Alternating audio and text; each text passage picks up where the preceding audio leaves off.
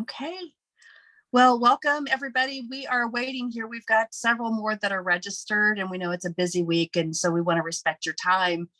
Welcome to Top Floor Women. We are excited. Here it is August. We were going to meet live at the Hillview Country Club, and they were having some construction. So we promised we are going to be back there live in September. So the first Wednesday of September, which is, I don't know the date. I think it's the September 7th. September 7th, we will be meeting at the Hillview Country Club. And reminders that it's at 8 to 8:30 for networking, and then 8:30 to 9:30 for our presenter. And we will be pushing out who the presenter is for next month, and we're super excited about it. But today we have 𝗧cie Kendrick, and she's going to really help us understand about planning. And so I'm going to have Angie introduce her to everybody. I just wanted to welcome you.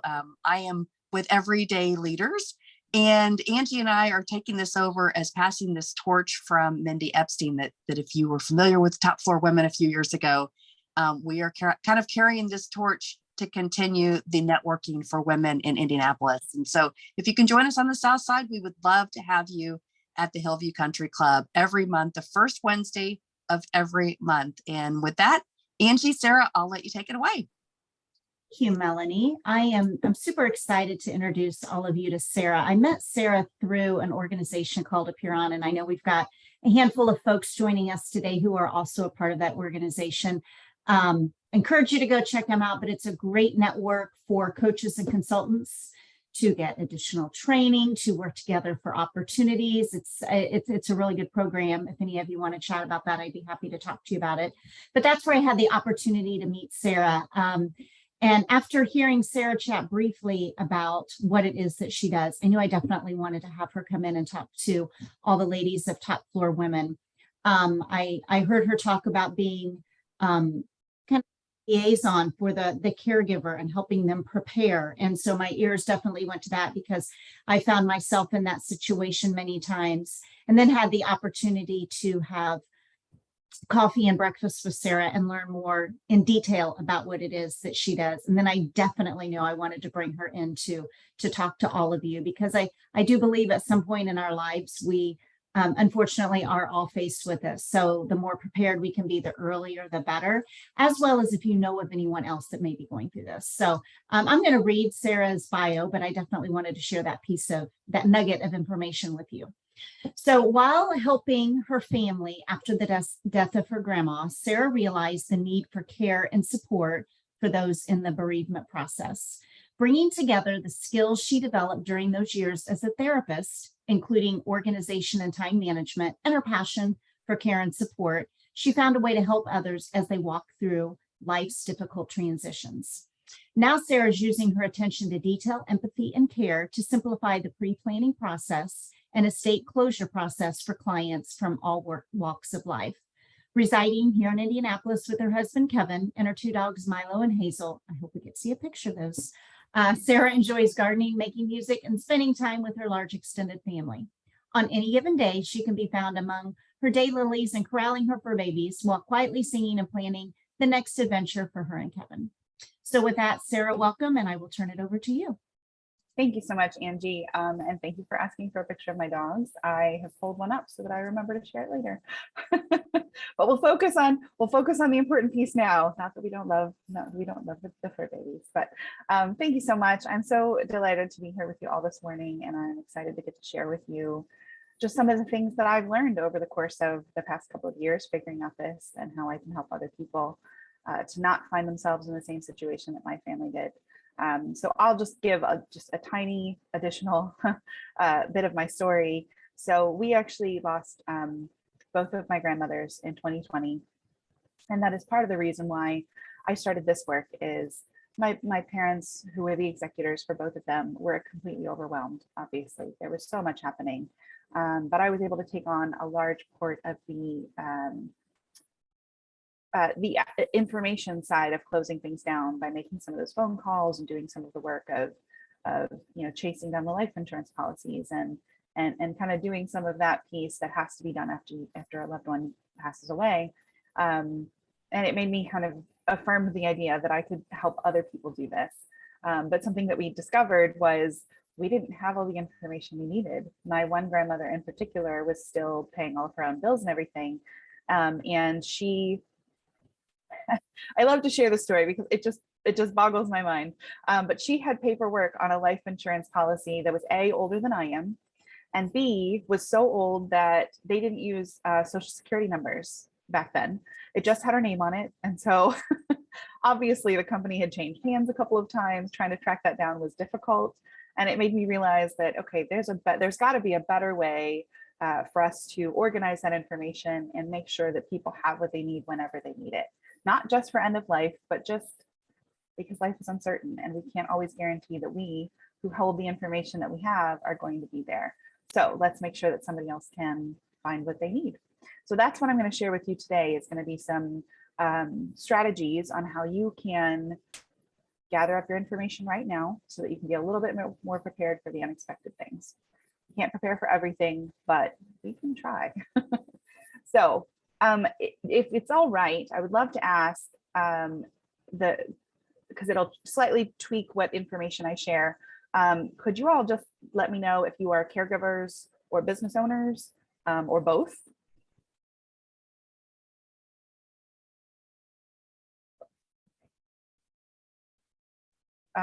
So if you're a caregiver, maybe a hand. Anybody? Okay. Okay, I think we'll go with the business information then. But I'm happy to share any of the other information as well if you're interested. So feel free to hold on to some questions if you have them. And I think Angie or Melanie can kind of keep an eye on the chat for me. But I'm gonna put up my notes here because my memory is not what it used to be. So don't mind me just being human here, and then we will get started.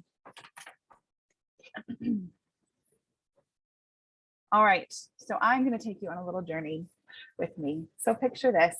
You and a few close friends are taking a long-awaited trip to a gorgeous island, leaving your spouses and your business partners at home. You fly into the mainland and take a boat to the island, landing on the only dock. The island is spectacular, and it is one of the most beautiful places you've ever seen. You spend the next week basking in the hot, sultry sun, feeling the gentle breeze in your hair, floating on the warm seawater, and drinking your tropical fruity beverage of choice. It is blissful. Your last night on the island, you're awakened by a tremendous storm, and your room feels like it might blow away. In the morning light, you can see the chaos left behind by the storm, but you only realize the extent of the damage when you go to check out and are told that due to the storm, the dock has been damaged, and you're going to be spending a few extra days in paradise. The panic doesn't truly set in though until they also let you know that due to that storm damage, there's no Wi-Fi or cell service. You have a huge meeting with a client the day after your return, and you're the only one who has their contact information and no way to reach them. The stack of bills kept neatly in the desk drawer is due as well. You had planned to pay them when you return, but your business partner won't know where to look and probably won't even think about it as you're the one who typically handles that. All the peace that you had found during the previous week disappears when you realize that without you there or reachable, things will quickly fall apart at work. So whether you actually end up on Gilligan's Island or out of commission due to some kind of emergency, odds are good that at some point, someone else is going to need to step into your business. The question we need to answer is that when something like that happens, will they have the information they need? So today, I would like to give you some critical strategies to help you feel more confident that someone would be able to manage things in your absence. So our first point of contact is going to be caring for clients. That's something that we're all very concerned about as business owners and business people, is making sure that our clients are well cared for. So the question that I want you to ask for everything we talk about today that'll help you be really, really specific is, what would someone else need to know? We are holding a lot of information in our minds, and that we're the only person who knows it, whether it's passwords for different accounts, whether it's our phone code or how it is that we get a hold of a certain person. There's just information that we have that nobody else knows. So the point of what we're doing is trying to get that information out of our heads and onto paper, physical paper or pretend paper on the computer, so that someone would be able to go and find what they would need. We don't need them to know everything that we know. We just need them to know where to go and find it if they need it, right? So that's the question we need to ask ourselves most, is what would someone else need to know? When it comes to schedules and caring for your clients, share your calendar with someone if you haven't already. Maybe you've got a business partner, maybe you've got an assistant that you work with or something like that. But make sure that someone else would have access to that calendar if you weren't available. And then on your calendar appointments, go ahead and put contact information and addresses for any of your appointments or any of your scheduled things.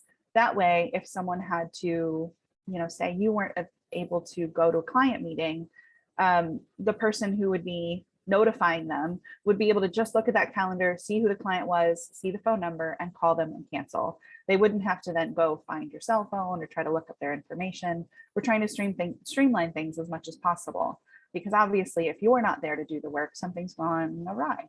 And so whoever's stepping into that space, we want to make it easier for them. So go ahead and include addresses and contact information for all your appointments, especially if you are using an electronic calendar. That's really easy to do. It's really easy to duplicate that information and just kind of copy and paste what as needed. So then also consider who could help. A lot of us are doing this on our own. I know I am. And my pups, while cute, not super useful when it comes to actually running a business. So who would be the one who would do that work if I wasn't there? Now I want to give you a special note now. Don't ask your spouse to do it unless you're in business with your spouse. And even then, I would still recommend having someone else be someone who could help. I ask people to appoint what I would call a business executor. So it's someone who's not in your immediate family, who would be able to step in and kind of manage things on your behalf. Because if something has happened to you, your spouse, your partner, they're going to be concerned with you, right? If you're in the hospital, that's where they should be. They shouldn't be trying to call your contacts or cancel client sessions or telling other people what's going on, because their focus should be on you or on caring for you or whatever's going on with the family. So consider finding someone outside of your family unit who would be able to step into that space. But also consider for confidentiality information, if that's something you work with, it needs to be someone who is comfortable or who understands the confidentiality piece of what the work that you do. So attorneys, they have to name someone. I think they call it a surrogate. So if they became incapacitated or died, someone would be able to come into their confidential cases and take them over. That's a similar kind of thing. I mean, obviously it's a little less official because that's information they have to file, and it's pretty thorough. But let's use that as a great example and do that for our own businesses, because we do care about our clients, we do care about the people that we're serving. So let's make sure that even if we weren't there, they would still be well cared for. All right, so number 2, we are going to talk about money matters. So the biggest question for us when it comes to money and finances is who handles the finances for your business? So if it's you and you're the only one who does that, does anybody else know how to do it? If not, that's something that they would need to have. So start writing down or keeping a list of necessary contacts, passwords, and account information. I was working with someone who shared this story with me, and it was 2020. So we were at the height of COVID. Her husband was really sick. They were pretty sure that he had COVID, and they were pretty sure he was going to have to go into the hospital. And at that time, as you remember, we didn't know what that meant. Did that mean that we were going to be able to talk to him? Did it mean we were going to be able to see him? Probably not. A lot of people who were going into the hospital at that time weren't coming back out. And that was their concern, was not because of being in the hospital, but just because he was really sick, But she kept hearing him get up in the middle of the night and go write things down. And she's like, what are you doing? He said, I'm writing down our login information and passwords for the bank accounts because you don't pay the bills and you don't know how to do that if I'm not here. And so, you know, put yourself in her shoes. She felt awful that he had to consider that, but he was right. She didn't know how to do that work. She didn't know how to, that it was just something that he handled. So that's the kind of thing that we want to avoid. We want to avoid that feeling of being the person who either pays the bills or who doesn't know how to do that. We want to share that information. So keep a list of those things.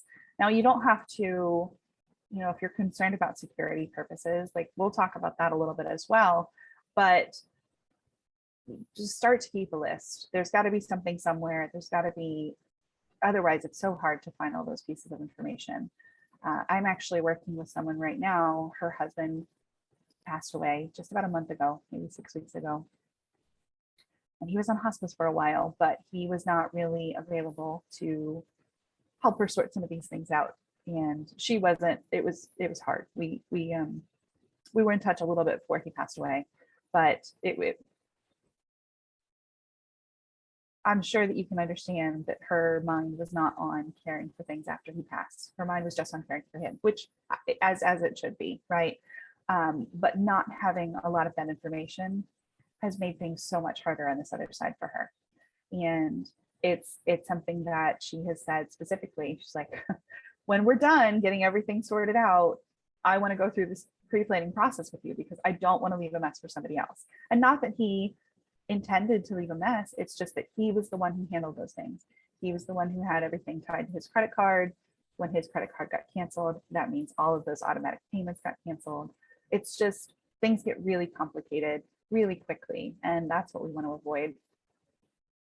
So speaking of auto pay accounts, let me put a special note here for those, because I know that they are super great and convenient sometimes. And every company wants you to have an auto pay account now, right? Like they want to keep billing you because it just makes it easier on everybody. But the problem comes in when we need to close those accounts, right? So even if someone dies, those auto pay accounts will keep charging or keep taking money out of your bank account for as long as either the account is open or your credit card is open. And honestly, the probate process can take quite a while, usually 6 months, a year, sometimes longer. It just depends. So getting those things shut down as quickly as possible can really be beneficial and save a lot of money. Someone else that I was working with, their father had owned a business, had a lot of his business expenses set up on autopay, you know, things like his marketing, his emails that were going out, his website, that sort of thing. And there were some problems with the estate. Things got tied up, things were in probate for a while. Those accounts didn't get shut down for months. And so that was hundreds, if not thousands of dollars that they lost from his accounts that they couldn't get back because it was those auto pay accounts. They just kept billing. And it, you know, as long as those accounts are open, most companies will keep billing them. Even if you call and tell them what's going on, if you don't have the appropriate paperwork to shut things down. So we want to avoid all of that. We want to get some of this written down. So make special note of those auto pay accounts, because those are ones that should probably get canceled first if for some reason you don't need them anymore.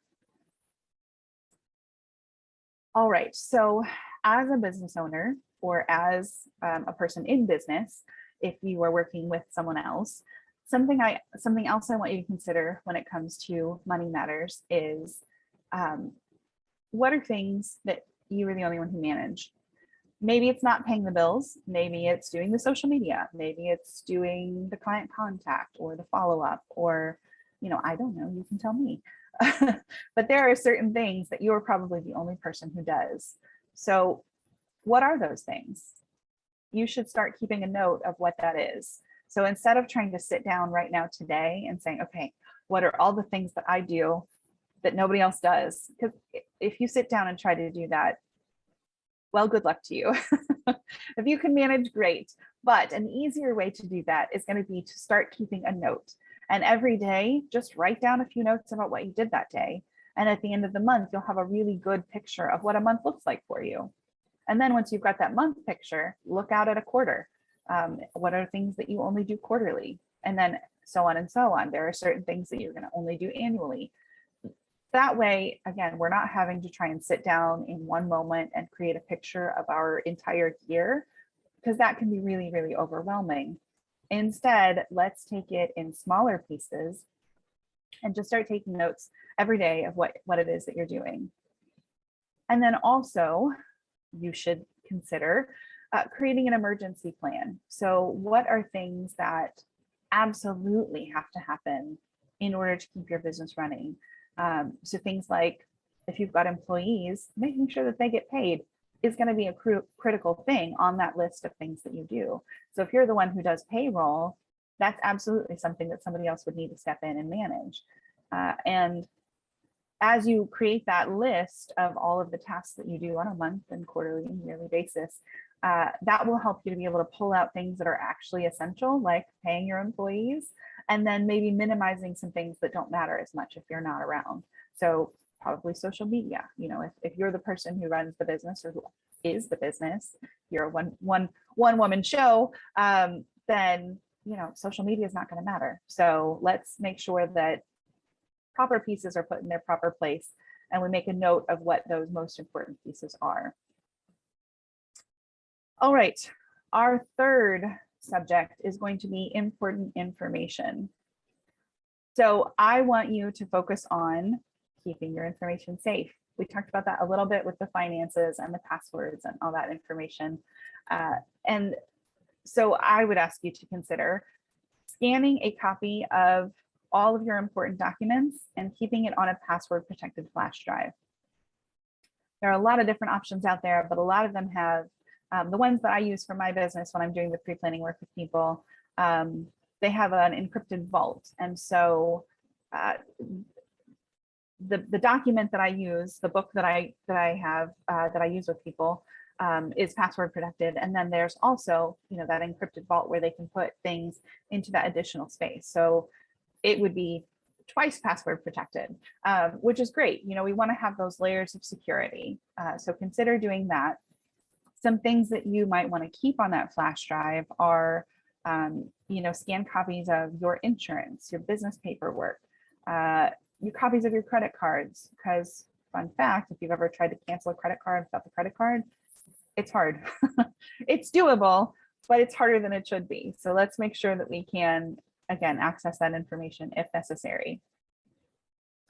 Consider things like titles for, you know, if you've got business equipment, or an office inventory. If you have a physical space where you are doing your work and you've got an inventory of things, that'll be great for insurance purposes. So that way you've got a list of what you have. It's really hard. Again, that looking back is going to be a lot harder than proactively looking at what you have and making that list of what's in your space. And then a copy, of course, of your emergency and legacy plans, the tasks that we've already talked about, the passwords and account information. All of that could be stored on a password protected flash drive. And then you would just have to let somebody know where that was and how they could access it. So that keeps things a little bit more secure. I was watching, I don't know if any of you are familiar with Zoe's Extraordinary Playlist. Perhaps not, but it was a show that was on a couple years ago. And in the show, this main character, her father had a life-ending diagnosis. And the first episode of the second season, he had died. And it showed her mom yelling at somebody on the phone, trying to get access to the information that she needed because she didn't have a password she needed. She didn't have their marriage certificate because it was saved on his computer and she couldn't get a hold of his computer. And it's, again, it just, the fact that it's in a TV show just shows you how ubiquitous that is, right? It happens often. And we want to make sure that that doesn't happen to your family. So also, another important way to keep your information safe but accessible is going to be to share your phone code with someone. There are a lot of times where if if something happens to you and you're not there, the phone companies aren't going to help. They're not concerned with what your family needs. They're not really concerned with what you might need. They're concerned with maintaining their privacy, or well, your privacy, or their illusion of of your privacy. It's just one of those things where you can talk to all the people, but even with a court order, they are not going to give you access to that phone. That's just not going to happen. But so make sure that someone else has the passcode for your phone. So something that is changing, which should be really helpful going forward, is that there are some companies who are starting to recognize that your digital estate needs to be considered as part of your estate, and there needs to be ways to make that accessible to people going forward. And so they are setting things up where you can set a legacy contact, which is what most of them call it, where you can appoint someone who, if that someone notifies this company that you are no longer with us, they can then get access to some of the information that you had. It's not quite as thorough as just if they had your password and were able to log on as you, but it is better than nothing. So let's take some of those steps to make sure that things are accessible if necessary. And then, of course, I'm a big proponent for being prepared, obviously. So have a will, have a healthcare and financial power of attorney and living will, otherwise known as your advance directives, and include business information as well. So for some of our businesses, if we're not there, they don't continue on without us, right? But some of our businesses could. And so what does that look like? What's that plan? You should absolutely discuss that with someone and make sure that you've got things in place, because there are a lot of different options. And I would imagine that you, like me, feel very strongly about your business. You put a lot of heart and soul and effort and work into making it go.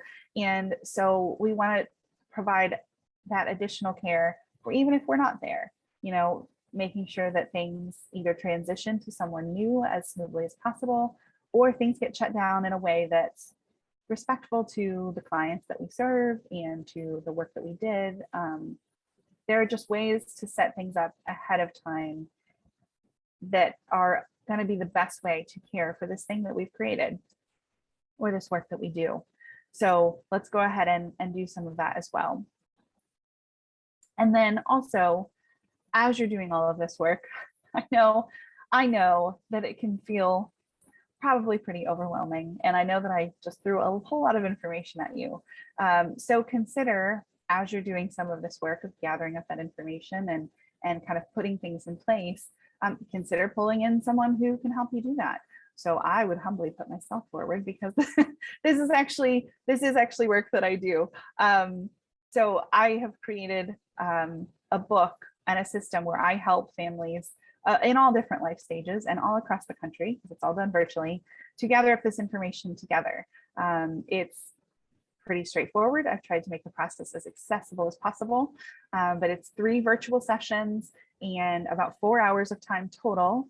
I provide the checklist ahead of time of everything we're going to cover. You bring the information to me, and then we put it into your book together. By the end of that time, you've got a really good foundation of what your life looks like. And it can be a really good way, even if you decide not to work with me, find a different book, whatever you need to do, but we can do better about caring for our loved ones. We can do better about caring for our businesses. There's a lot of this stuff that we can do ahead of time.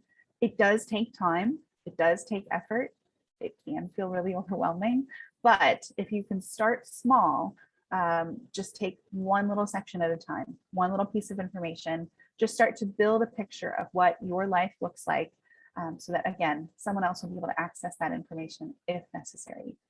I know that it's really hard to consider not being there, not being able to manage all the pieces of our businesses, but we can help ensure that things don't completely fall apart without us by taking a few extra steps ahead of time. And that way, if you do ever get stuck on an island, you can sit back, relax, and have a pina colada for me.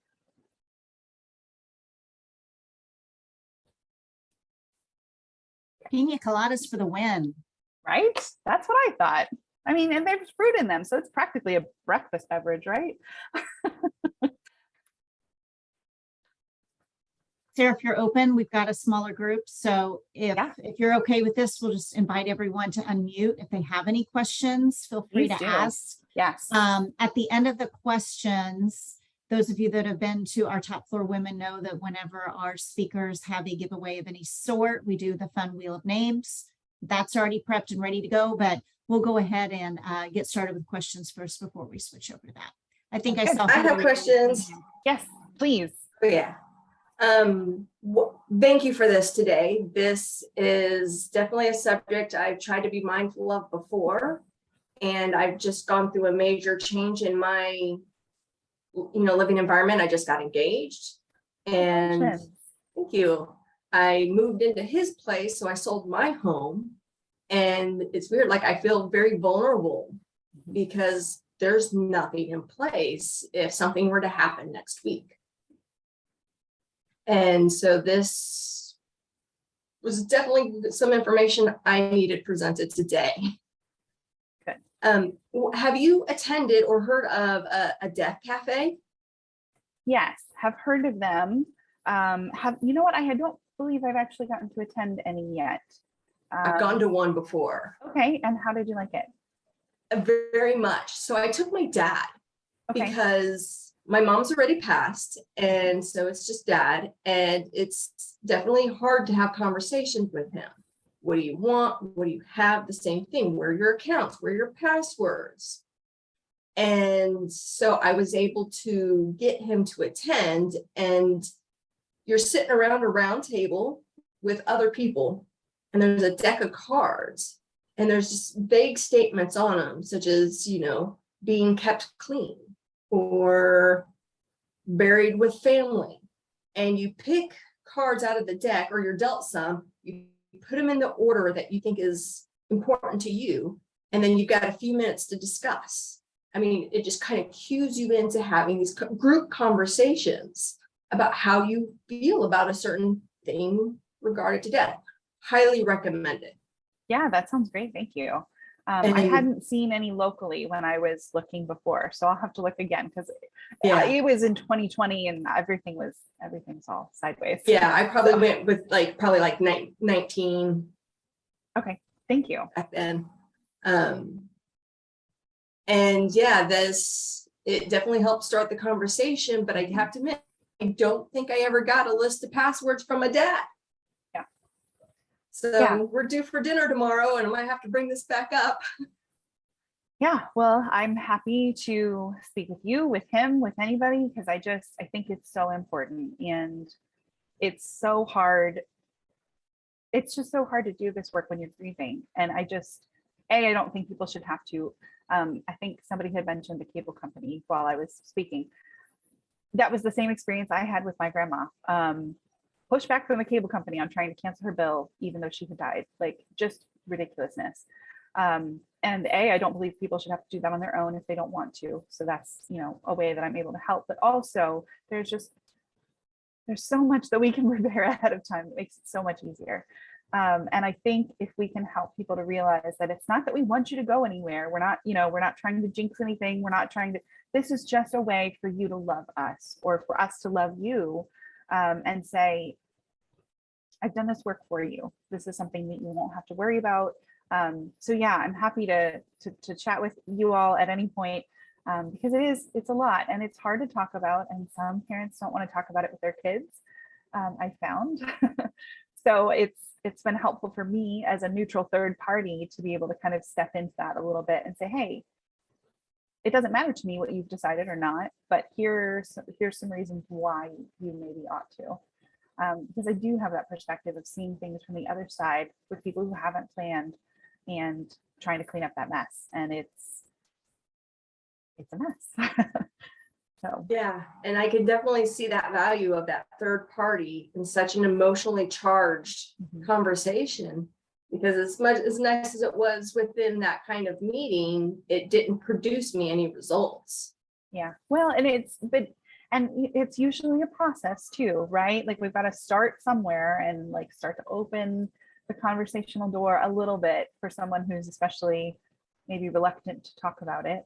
And so that was probably a good, that maybe could even be how you lead into it. If, hey, remember when we went to that deaf cafe and we were talking about different things, but we didn't actually get anything written down, and we didn't kind of miss these pieces. Well, I just heard from somebody who actually does this work, like there's your lead in, right? Like it's, yeah. So it's not that it's wasted effort. It's just that it was maybe just the first little baby step into opening that door and having that conversation, because it's not easy and it's not super fun. We don't want to go anywhere, but we don't really get the choice. Yeah. I like the idea of bringing this up with work. I'm not just a corporate employee, but we're redefining the way the team interacts together, because it's across the country. So we're not very well connected emotionally. We don't really know each other until I started facilitating meetings with icebreakers. But then kind of realizing that for whatever these things are that we're working on, nobody else knows anything about it. So we'd be in that same situation. Like, is this your passion project that will die with you if you get sidetracked to something because it's on your C drive? Yeah. And how would that, I'm thinking about like all the little things that I do at work. I was like, oh, I'd be so sad if it all died. And I like the awareness that work is another place to kind of clean it up and have that executor for what it is you're doing.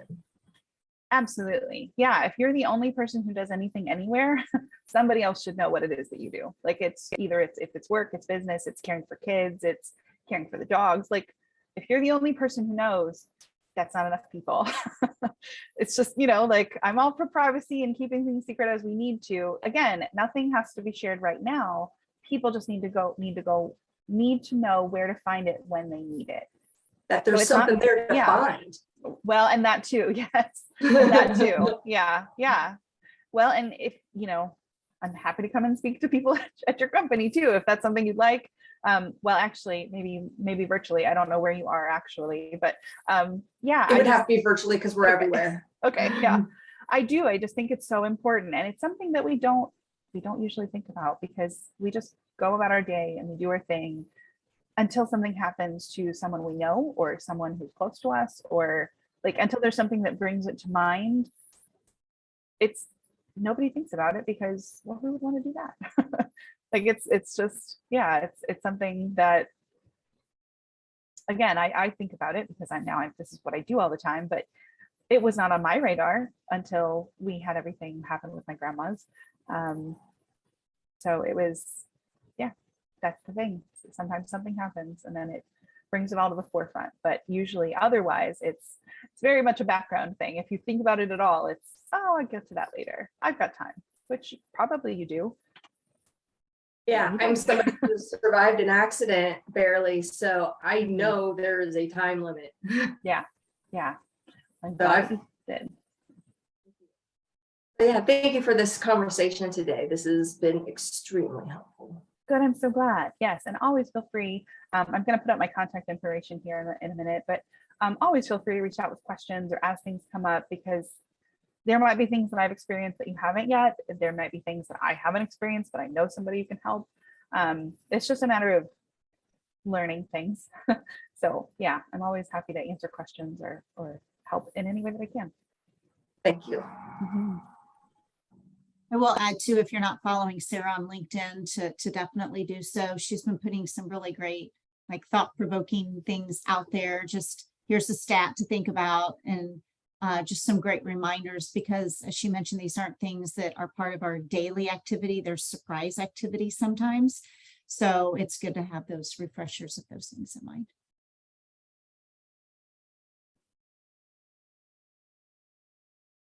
All right, do we have any more questions?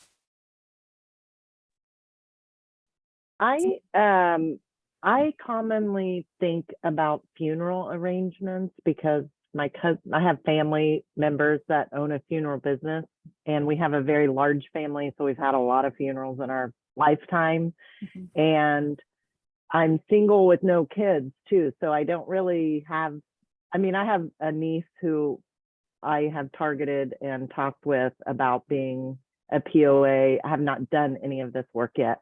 But, how much of, or what are your thoughts on preparing for funeral arrangements and that piece of planning and preparation? Obviously, I have a resource for that because of my cousins who are in that business, but is that part of your advisory services? And it is, yeah. So the book that I've created, and I, when I first started the business, I was like, there are books out there. I don't need to make my own book. That's like so much extra work.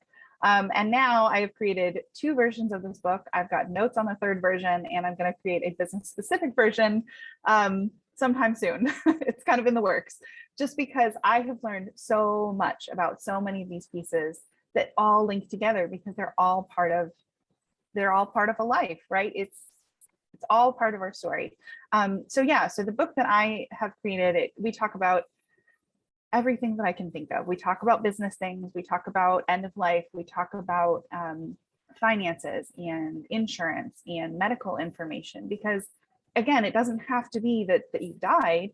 It could just be that you can't speak for yourself and somebody else needs to know what to speak on your behalf. And so we talk about those pieces. We talk about passwords, that's just, we touch on all of it because I think it's all really important.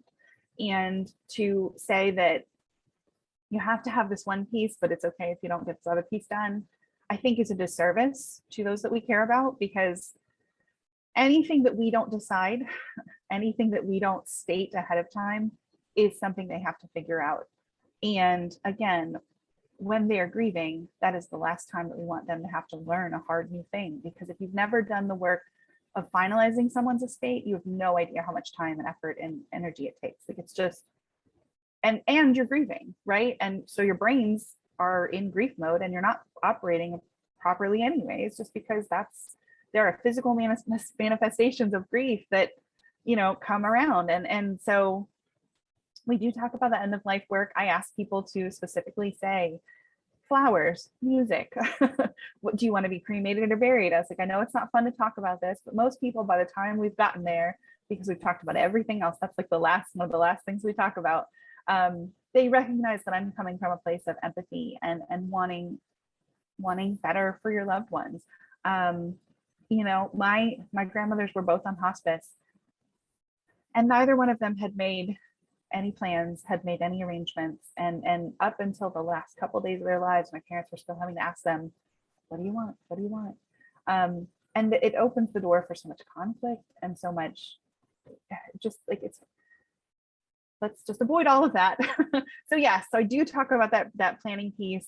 Now, obviously you've got a resource. So I've got some here locally as well that I kind of direct people to, because the great thing is you can pre-plan with a funeral service, with a funeral home.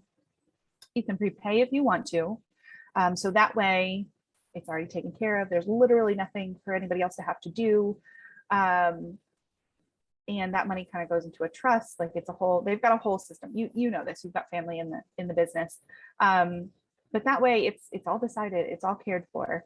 And it's exactly as you want it, which some people really like. So people really want to have, which I think is great, because this is a reflection of who you are, who you were, what your life was like. Make it personal. I think they should be more personal. So yeah, we do talk about that a little bit. And, as a single person without kids, I think that it can be so important to kind of get this all gathered together for your niece, especially if she's open to doing the work. Bless her, right? Like, that's so lovely of her to be able to do that. But again, I don't know how old she is, but it's a big responsibility. It's a lot of information, and hopefully you have decades left, right? We want you to have a good long life. So hopefully by then, she would have a little more years on her and maybe a little bit more space to manage some of those details, but we don't know, right? So everything that we can do ahead of time, anything we can decide, I think is just, I heard somebody refer to it as leaving a legacy of peace. And I think that's really what we should be trying to do. We should be trying to leave that legacy of peace. We don't want to leave pieces undone. We don't want to leave questions or confusion or regret. You know, a lot of people, I would say, if you talk to somebody who had to plan a funeral for a loved one who didn't specify their wishes, I mean, I'm just guessing, but I would say that a lot of them have questioned the choices that they made. Because when you're grieving, again, you're grieving, so you're not thinking super clearly, but B, you want that person to have felt loved, right? Now they're not with you anymore, so what's done is done, but you will second guess your choices, you will second guess what you did, you will second guess, should I have done this? We don't want to leave any of that. We want to leave that legacy of peace, and we want people to say, I did exactly what they asked for. So if they're not happy with it, it's on them. Right? And it's just, I think that there's something lovely about that. So maybe that makes me a little morbid, but that's, you know, and that's, again, that's not entirely the focus. There's a lot of what we talk about that's about living right now in your space. But death is a part of it. And it is one of the two universal human experiences that nobody wants to talk about. So I guess I will. I hope that answers your question a little bit. Yeah, you're welcome. It really does. But okay, and good. Although I have family in the business, I have not even asked any questions or anything, so that it's a good prompter for me to begin it. Yeah, no, and I'm sure that and all of the other things too, because I know I need to do it. It's just, that's why I was so interested in your presentation today. So thanks so much for all the great information. You are welcome. Yeah, you're welcome. I'm happy to share. I think it's pretty obvious. It's something I feel really passionately about. And again, it's born out of, it's born out of my family's experience. It was a mess. It was the same day as my first grandma's funeral. That same weekend, my other grandma ended up moving in with my parents. It was just, there was a lot happening. And now, not all of that could have been avoided, because who could have, expected COVID, right? But there are things that could have been done that would have made things easier on my parents. And seeing them, it's the most overwhelmed and stressed I've ever seen them. They were fading right before our eyes, because they were just so weighed down. They didn't get to grieve properly because they had to, 2 days after my grandma's funeral, they were now full-time caregivers for my other grandma. That was not, that was not anybody's plan. It wasn't ideal in any situation. And I know that they would make that same choice again. But there were some things that could have been done differently that might have made things a little easier. It's never easy, but maybe a little easier.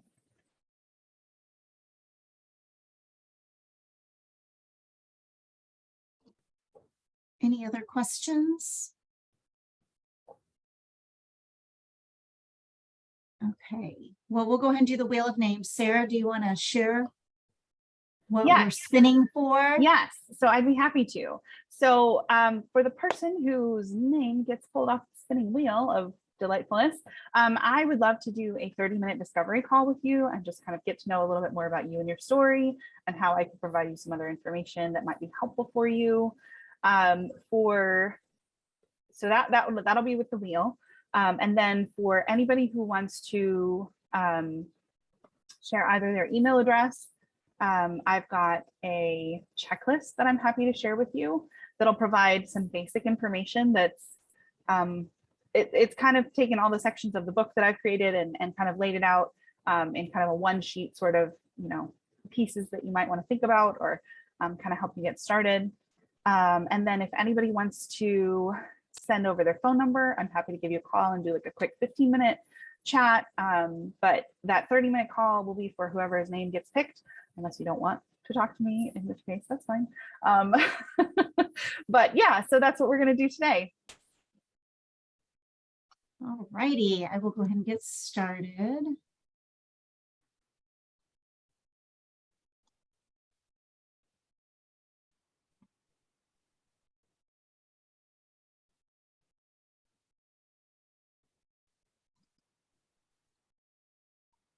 Okay, now can everyone see the spinning wheel?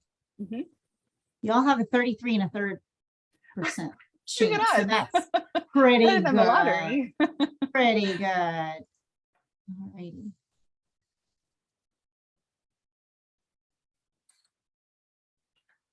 He wins. My favorite part? Excellent. I love that. I don't know why. That just brightens my morning every time we do it. It's very fun. All right. So Molly's got her contact info on there. If you guys haven't already, I think I'm connected with most of you on LinkedIn. If not, my LinkedIn's in there. I'd love to connect with everyone. Encourage you all to connect with each other as well. That's great for these opportunities to be able to connect with one another. So as Melanie mentioned, we'll be sharing information here pretty soon regarding the September Top Floor Women event. We will be returning in person. We will be going back to the Hillview Country Club in Franklin. They've generously offered to host the location for us. We're considering doing it as a hybrid, but if any of you have done or been to any of those events, you know, logistically, sometimes those can be a bit challenging. So we're hopeful that we can do that. Definitely in person, possible for the hybrid. So stay tuned, and we'll definitely let you know when we push out the announcements to register for the September. We'll have all those details worked out at that time. So, well, if there are not any other last minute questions, Sarah, thank you so much for being here today. You're so welcome. I've put my contact info in the little chat box here. So if anybody wants to grab that real quick before we wrap up, but sorry, I was trying to find it. I should have had it pulled up, but no, that's fantastic. Thank you for doing that.